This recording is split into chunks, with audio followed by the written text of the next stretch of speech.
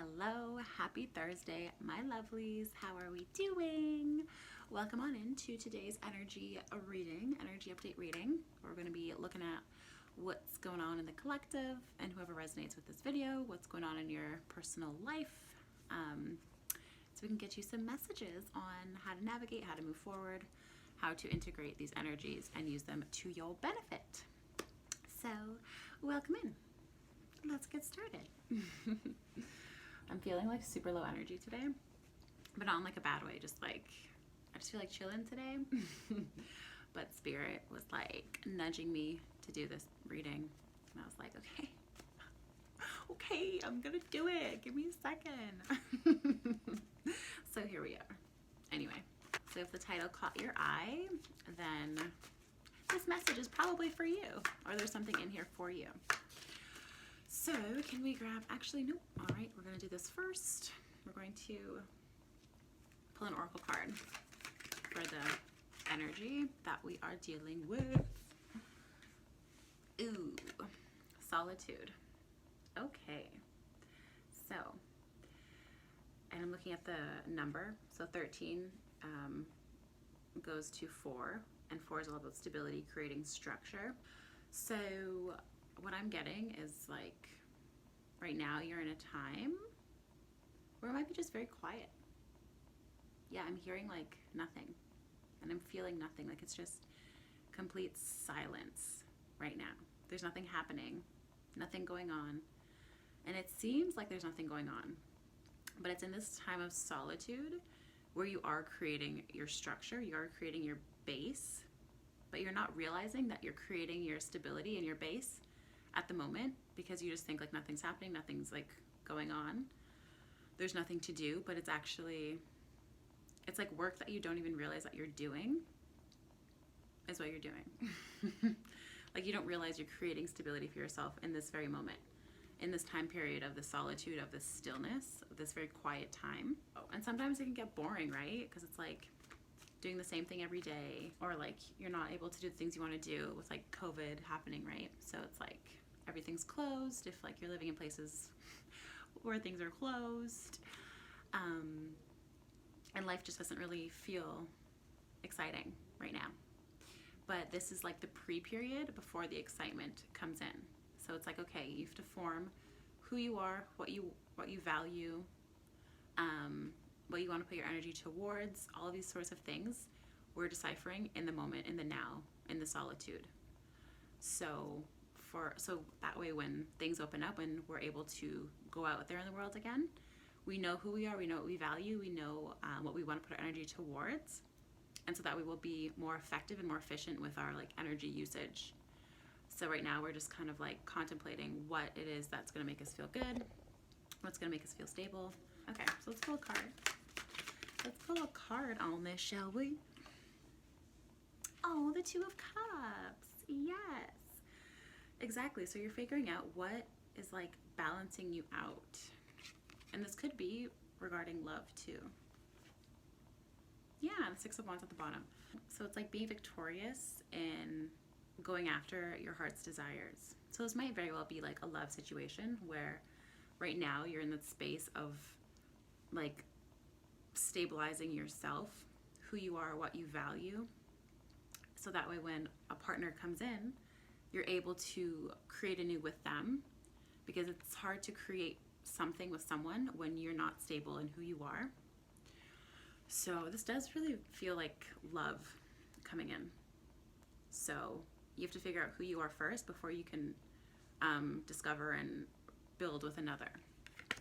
Otherwise, if you're kind of unstable with who you are, and you don't really know who you are, what you value, then there's a possibility to latch onto someone else's life and just start living their life, because you don't have your own life built already, right? You don't have your stability formed already. And so you just latch on to like whatever kind of comes your way. But so that might be, I know that was me in the past with one of my past relationships. I didn't really have an identity or like a thing that I was doing, or like I didn't have any stability in myself. So I was just like, yeah, like your life looks fun, let me just latch onto your life. And that obviously didn't like end very well, because that wasn't healthy, right? It's not balanced. So the Two of Cups is all about balance, equal give and take, reciprocal relationship, connection, very like spiritual and balanced, very beautiful. So if you're looking for love, if you're looking to attract a partner specifically, then don't even focus on like attracting a partner, just focus on becoming the best version of you. And I'm sure you've heard that before, and it's like probably cliche, but it's so true. Because it's like, okay, be the person you want to attract. So if you want to attract someone has these qualities, embody those qualities and live from those qualities. And then in divine timing, someone who matches those qualities will be attracted to you effortlessly. So moving on to the next stick, pull out one card. Pull out a card to continue the storyline. 2 cards came out. Oh my gosh, this is beautiful. You guys, this is gorgeous. Okay, so we have the Fool and we have the Sun. So both of these are major arcana cards, and major arcanas are all about big life events that are happening. So like minor arcanas, like the Suits cards and like the Court cards, those are more like day-to-day kind of things that are happening. But major is like big life changes, big spiritual growth. So the Fool and the Sun. So literally surrendering every expectation, every attachment, every idea of what you think this new love or this new person has to be like, has to look like, or even like if it's regarding a job or something, letting go of any attachment to what the outcome is going to be key to bringing this in. And the Sun is all about joy, fulfillment, happiness. So the quicker you're able to surrender these attachments, these expectations, the quicker the Sun is going to shine on your life, the quicker this connection can come in. When we put too much pressure on the expectation or on the outcome, we're resisting our desires. We're resisting what it is that we want to bring in. So it's like we're trying to do God's work, the universe's work, by like figuring out the how, the when, the who, the what. Like that's not our job to figure out. That's the universe's job. Our job is just to figure out what we want and why we want it. And that's it. And then we surrender everything else. Because God, the universe, source, they have our best interests at heart. They know at the end of the day we want this fulfillment, right? And sometimes we don't even know what's going to fulfill us. We think we know what's going to fulfill us, but really in the long term, we don't really have a bigger picture of like what it actually is, or what actually is going to make us feel happy and fulfilled. So God knows more than we do. So the more you surrender and just focus on, okay, what do I want? Why do I want it? Boom. That's it. That's all you got to focus on. I want this, okay? I know it's coming to me. Just be very confident in the knowing of its becoming. Cool. Okay. So any other last, I'm trying to think. Anything else we can ask? Okay. So this this new begetting, this new person, it feels like a new person. Because that's another thing that we crave, right? When we're in solitude, sometimes we crave community, we crave connection, especially when we've been going through the solitude period for like months. we crave that connection, right? And it's totally healthy to crave something and to want something, but when that craving turns into like a desperation energy, like, oh, I want it so badly, and it feels out of reach for you, that causes dissonance in achieving or in attracting that specific thing that you're wanting. So when you're like in that craving mode, but in that like desperation mode, because you can crave something like, oh yeah, like I really want that, and like, okay, like focus on making the decisions in your day-to-day life to eventually attract that into your life when the time is right, when your vibration is at the same frequency. So maybe do some like check-ins with yourself. So if it is a person that you're wanting, okay, think about what kind of vibes are you giving out to the universe. Are you giving out vibes of like, I'm not worthy of it, or like it seems so out of reach to me and like it's never coming? Or like, do you have a disbelief in its becoming? I know that's one for me. That's a belief I'm trying to fully believe, that my person is out there and will come to me in due time. So, but just think about it. Like, the person you want is there. It's out there. He's out there. She's out there. They're born. They're alive. It's just getting your mindset in that frequency of, yeah, I know they're out there and I know they're coming. But first, I got to do my own internal work. So, okay, what is this internal work? Last question. What is this internal work that needs to be done before this can come in? Page of Cups. So, reframing the meaning you give to love. Reframing what love means to you. How love is given, how love is received. Are you used to unconditional love or conditional love? Because if you're used to conditional love, like I only love you when this happens, or if you abide by my rules, then I'll show you affection, then we can't attract a high vibe relationship if we're thinking about conditional love. So reframing what love means to you, giving love a new meaning, and transforming that conditional love into unconditional love. So, and that starts with you first, right? So like loving yourself unconditionally. So all of your flaws or your mishaps or your mistakes or everything that you dislike about yourself.